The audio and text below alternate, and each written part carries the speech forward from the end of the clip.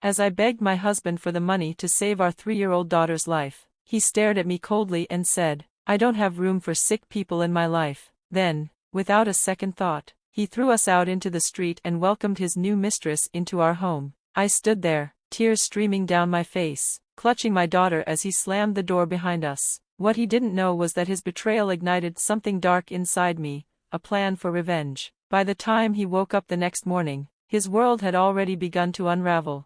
My name is Dorothy, and if you had asked me a year ago, I would have told you I was living a dream. At 29, I was married to Adam, a man I believed was my soulmate. We lived in a beautiful home in Houston, Texas. Our daughter, Sophia, had just turned 3, and she was the light of my life. Everything seemed perfect, or at least I convinced myself it was. Adam was a businessman, always busy, but always providing. He was 33, charming, and ambitious. I was a homemaker, proud of the family we were building. When Sophia came into our lives, it felt like the missing piece of our puzzle. I spent my days planning her meals, playing with her, and dreaming of the life she would have. Adam worked long hours, but I told myself it was all for us. I never questioned his late nights or sudden business trips. I trusted him completely, and I believed in the life we were building together. Sophia was my world. At 3, she was curious, full of laughter, and her giggles echoed through the house like music. She was the reason I smiled every day. Adam adored her too, or so I thought. He would lift her into the air and call her his little princess. Those moments felt real, and I clung to them, unaware of the storm brewing just below the surface. One evening, after Sophia's 3rd birthday, Adam told me he had an important business trip coming up. He kissed me on the forehead and said he'd be gone for a few days. It wasn't unusual, his work often took him out of town. I didn't mind. I trusted him completely, believing his work kept our family secure. But things took a turn for the worse just a few days later. It began with Sophia catching a cold. At first, I thought nothing of it. Kids get sick, right? But her fever skyrocketed, and by the 2nd day, she was burning up and barely able to stay awake. I tried everything, cool compresses, over-the-counter meds, but nothing worked. Her little body felt so fragile in my arms, and her soft whimpers tore at my heart. I was terrified. I called Adam immediately, hoping he'd rush home. "Adam, Sophia's really sick. Her fever's out of control," I said, my voice shaking. His response still haunts me. "I'm about to board a plane. Dorothy, you'll have to handle it. She's probably fine. Just give her some medicine." "Adam, it's serious," I pleaded. "She needs a doctor." "Dorothy," he said, his tone colder than I'd ever heard it, "I'm not canceling a business trip over a little fever. You're her mother. Handle it." And with that, he hung up, leaving me stunned and holding a child who needed help. For a moment, I couldn't move. How could the man I loved and trusted be so dismissive? But Sophia didn't have time for my shock. She needed me. I rushed her to the hospital, praying the whole way there. The emergency room was chaotic, but I begged the receptionist for help. When Dr. Wilson, a neurologist, examined her, his expression grew serious. He explained that the fever had caused complications in her brain. "She needs surgery immediately," he said. "It's the only way to save her." My heart dropped. "Surgery? My baby? How much will it cost?" My voice trembled. Dr. Wilson hesitated. "You'll need to pay a $155,000 deposit for us to proceed." $155,000? I didn't have that kind of money, and Adam wasn't answering my calls. I texted him, left voicemails, even sent voice messages. He saw them, I knew he did, but he didn't reply. My husband, the man who promised to care for our family, was ignoring us in our darkest hour. I sat in that sterile, cold hallway, clutching Sophia's lifeless hand and sobbing. I didn't know what to do. Then, suddenly, it hit me. I had no choice. I ran home, grabbed my jewelry box, and returned to the hospital. I sold everything, my wedding ring, family heirlooms, everything. It wasn't enough, but I begged the jeweler to advance me the rest. By some miracle, he agreed. I handed over the deposit, and the doctors quickly began the procedure. Hours felt like years as I sat in the waiting room, praying for my daughter's life. When Dr. Wilson finally came out, he gave me a small, reassuring smile. "The surgery was successful. She's going to be okay." Relief flooded over me, and I collapsed in gratitude, thanking him and the team for saving my daughter. Sophia was alive. That was all that mattered. But even in that moment of relief, doubts crept in. Where was Adam? Why hadn't he cared enough to respond? My heart began to break, and though I didn't know it at that moment, the life I had once known was falling apart. I had no idea what awaited me when we returned home. After a few days at the hospital, I was emotionally and physically drained. All I wanted was to put Sophia to bed and rest after the nightmare of the past few days. But when we pulled into the driveway, something felt off. Adam's car was parked out front. My heart skipped a beat. Maybe he was here to apologize. Maybe I had misunderstood his silence during Sophia's crisis. Carrying Sophia in my arms, I walked toward the door. I could see the lights on inside and hear muffled voices. Something felt wrong, but I couldn't place it. I opened the door, and what I saw left me speechless. Adam was in the living room with a young woman I'd never seen before. She was tall, with perfect hair and a smug smile that made my stomach churn. They were standing far too close to each other, laughing. "Adam," I said, my voice trembling, "who is this?" He turned to me, his expression cool and indifferent. "This is Chloe," he said casually, as if introducing an old friend. "We're together now." For a moment, I thought I'd misheard him. "Together? What are you talking about?" "Adam," I said, my voice rising, "I just came back from the hospital with our daughter. Do you even care what she's been through? What I've been through?" His words struck like a blow to my heart. "Dorothy," Adam said coldly, his voice devoid of any emotion, "I've made my decision. You and Sophia can manage on your own from now on. I don't need sick people dragging me down." I stared at him, a sense of disbelief overwhelming me. Was this really the man I had spent years building a life with, the father of my child? His words crashed through the room, spinning everything around me. "You're leaving us?" I whispered, my heart shattering. Before I could even process his response, Chloe stepped forward with a smile that sent a chill down my spine. "It's not personal," she said in a sickeningly sweet voice. "Adam and I have something you don't understand."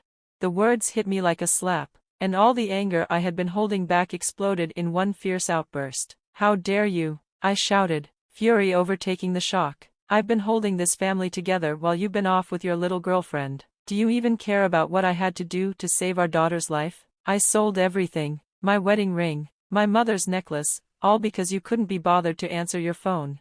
Adam didn't flinch, he simply shrugged, his expression as empty as ever. "That's your problem, Dorothy, not mine." Before I could utter another word, he walked over to the door and swung it open. "You need to leave," he said flatly. "I've already packed your things. They're outside." My voice cracked as I asked, "You're kicking us out? Where are we supposed to go?" "Adam, this is Sophia's home." "It's my house," he snapped, his tone final. "You'll figure it out." Chloe, standing in the doorway, smirked. "Good luck, Dorothy," she said, her words dripping with false sympathy. I held Sophia tight in my arms, her small, warm body grounding me in that moment of betrayal. The weight of her innocence gave me the strength I needed to hold my head high. "You'll regret this, Adam," I said, my voice steady, despite the tears falling freely. "You're a coward and a liar, and I'll make sure the world knows it." Adam didn't even flinch. "Do what you need to do," he said dismissively, slamming the door behind me. Outside, the cold night air hit me like a slap, but it didn't feel as cold as the anger and despair rising in my chest. I looked down at Sophia, her face still blissfully unaware of the betrayal we had just endured. "It's going to be okay," I whispered, though I wasn't sure who I was trying to comfort, her or myself. "We'll get through this, I promise." With no other options, I called Grace, my best friend. She answered on the first ring, her voice immediately filled with concern. "Dorothy, what's wrong?" I hurriedly explained everything, the hospital, the surgery, Adam's betrayal, and how he had thrown us out. Grace didn't hesitate for a second. "Come to me," she said firmly. "I'll meet you at the shelter. You're not alone in this." When I arrived at the women's shelter where Grace worked, she wrapped me in a tight hug, her warmth and support bringing me some comfort. "You're safe now," she whispered. "We'll figure this out together." Over the next few days, I poured my heart out to Grace. I shared everything, the coldness from Adam, his betrayal, and his decision to abandon his family. Grace listened without judgment, her face a mixture of anger and sorrow. "Dorothy," she said one evening, "I think there's more to this. Adam doesn't just walk away from his family without a reason. Something's not adding up." "What do you mean?" I asked, though a part of me already suspected she was right. Grace leaned forward, her expression intense. I think Adam's hiding something, and I know someone who can help us find out. That's how I met Ethan, a private investigator Grace trusted. He was in his early 40s, with sharp, observant eyes that seemed to pierce through me. I'll dig into Adam's life, he said, his voice calm but determined. If there's anything to uncover, I'll find it. I wasn't sure what to expect, but one thing was clear, I needed answers. Adam had torn our world apart, and I wasn't going to let him get away with it. As I waited for Ethan's findings, I focused on Sophia, who was slowly recovering. Her laughter was quieter now, her energy sapped, but she was alive. That was all that mattered. Still, the anger within me simmered, threatening to boil over. Adam had betrayed us, abandoned his child, and I wouldn't let him walk away unscathed. Whatever secrets he was hiding, I was determined to uncover them. I didn't know it yet, but the truth would change everything. A week later, I sat in Grace's small office at the shelter, anxiously awaiting Ethan's findings. My mind raced with questions. What could Adam possibly be hiding? Was his betrayal just the beginning of a much darker story? Sophia played quietly in the corner, her soft giggles a small comfort amid the chaos in my mind. When Ethan finally walked in, his face was grim. He carried a folder under his arm, and the look in his eyes told me he had uncovered something significant. "Dorothy," he began, setting the folder on the desk, "you need to brace yourself. What I've uncovered isn't just about infidelity. It's much worse." My stomach dropped. Grace's hand found mine, squeezing it tightly in silent support. "Tell me," I said, my voice steady despite the storm swirling inside me. Ethan opened the folder, revealing photos, documents, and financial records. "Adam and Chloe aren't just having an affair," he explained, his voice low. "They're business partners, illegal business partners. They've been running fraudulent schemes, laundering money, and funneling funds into offshore accounts." I could barely comprehend what he was saying. "You're saying Adam's a criminal?" Ethan nodded. "And he's been doing this for years. He's been using his legitimate business as a cover. Chloe isn't just his mistress, she's his accomplice. Together, they've built a web of lies and criminal activities." The room seemed to spin. This man, the one I trusted with my life, the father of my child, had been living a double life. I had suspected betrayal, but I never imagined this level of deceit. "How do you know all of this?" I asked, struggling to process the enormity of it all. Ethan gestured to the documents. "I traced his financial transactions, interviewed some of his former employees, and dug into public records. Everything points to their involvement in a wide range of criminal activities. They've managed to stay under the radar of federal authorities, but I'm confident they've been flying under the radar for too long." Grace leaned forward, her voice steady but firm. "Dorothy, this changes everything. Adam isn't just a cheater, he's a criminal. You need to protect yourself and Sophia. We have to take this to the authorities." I nodded, my anger rising to the surface. Adam had torn our lives apart, abandoned us, and now I learned he was living a life built on lies, deceit, and crime. "What do we do now?" I asked, determined to make him pay. Grace and Ethan exchanged a look before Ethan spoke.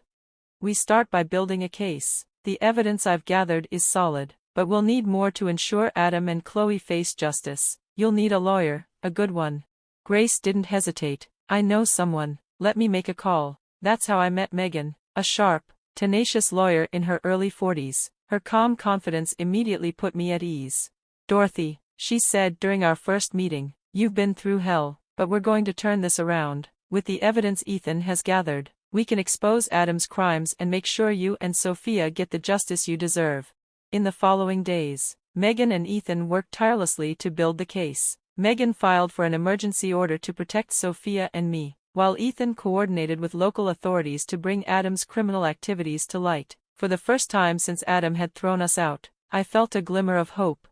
The turning point came when Ethan orchestrated a raid on one of Adam's business properties. With the help of law enforcement, they caught Adam and Chloe red-handed, finalizing a fraudulent deal. The arrest was swift, and the news spread quickly. Watching the footage of Adam being led away in handcuffs felt like a surreal, bitter victory. This man, who had once been everything to me, was now a stranger in chains. When Megan called to confirm that the charges against Adam and Chloe were solid, a wave of conflicting emotions washed over me. relief that justice was finally catching up to them, but also a deep sadness for the life Sophia and I had lost. It was a bittersweet victory, but I knew there was no moving forward until this chapter was closed. The court date is set, Megan said with a steady resolve. Dorothy, you'll need to testify. They need to hear your story, the sacrifices you made and the betrayal you endured. Are you prepared for that? The thought of standing in a courtroom, bearing my pain to strangers, was daunting, but then my eyes drifted to Sophia, who was giggling as she played in the corner of the room. Her laughter reminded me exactly why I was fighting. Yes, I said firmly, I'm ready. As the trial loomed closer, I steeled myself for the battle ahead. Adam had shattered our family and tried to break me, but I wasn't going to let him win. With Megan, Grace, and Ethan by my side, I knew I had the strength to see this through, though I had no idea how much it would test me. The day of the trial arrived, and my nerves threatened to overwhelm me. Outside the courthouse, I held Sophia's hand tightly. Her trusting gaze met mine, giving me courage. Grace stood by my side, her presence unwavering. Moments later, Ethan arrived, his calm demeanor reassuring as always. We've got this, Dorothy, he said with quiet confidence. The evidence speaks for itself. Inside the courtroom, the grandeur of the space was intimidating. Adam sat across the room with Chloe, their smug expressions unnerving, but I focused on Sophia, safely seated with Grace in the gallery, her presence grounding me. Megan opened with a powerful statement, outlining Adam's betrayal, his illegal activities, and his heartless abandonment of his family. As she spoke, I felt a flicker of pride. This wasn't just my fight, it was ours, a collective effort to expose the truth. When my turn came to testify, I walked to the stand with trembling legs, swearing to tell the truth. I recounted everything, Sophia's illness, Adam's apathy, and the heartbreak of sacrificing my most cherished possessions to save our daughter. My voice wavered as I described coming home to find him with Chloe and the devastating moment he threw us out. The courtroom was silent, every eye fixed on me, drawing strength from Sophia's smile. I answered Megan's questions with unflinching honesty. I refused to let Adam's cold stare intimidate me.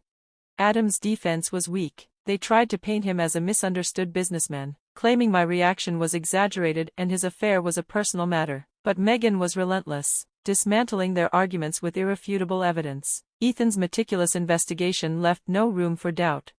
Mr. Johnson, Megan asked during cross-examination, why did you ignore your wife's calls for help when your daughter was fighting for her life? Adam shifted uncomfortably. I was busy, he muttered. Busy with Chloe? Megan pressed, holding up evidence of his lavish vacations during Sophia's surgery. The courtroom buzzed with murmurs, and Adam's face turned crimson.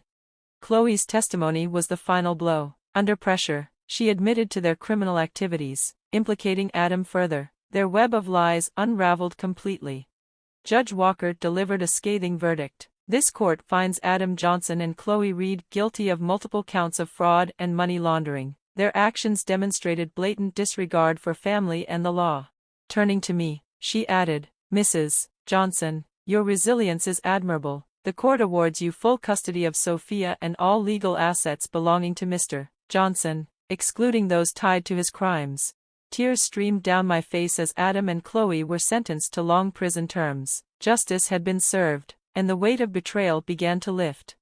Outside the courthouse, Grace embraced me tightly. You did it, Dorothy. You stood up for Sophia and yourself. Ethan, his expression softer than usual, added, you've earned this victory.